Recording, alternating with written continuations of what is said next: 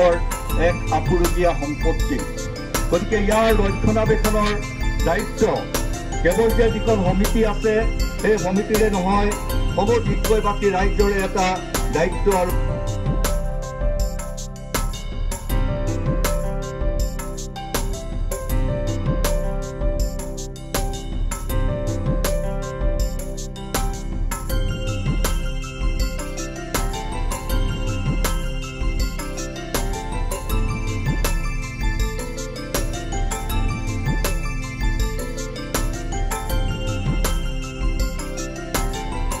এক মাহ উপবাসে থাকি ৰমজান মাহৰ ৰোজা ধৰি আজি সমগ্ৰ ভাৰতবৰ্ষৰ লগতে দিগবৈ মুছলিম ৰাইজেও এই পবিত্ৰ ঈদগাহত 2 ৰাকাত সমূহীয়া নামাজ আমি আদায় কৰিলোঁ।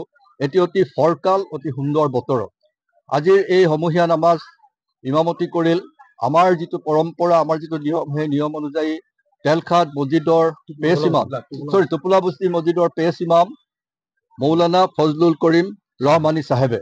গতিকে আমি আজি তেখেতক আমাৰ কবৰস্থান আৰু ঈদগাহ হেফাজত সমিতিৰ হয় তেখেতক আমি ধন্যবাদ আৰু কৃতজ্ঞতা জনাইছোঁ।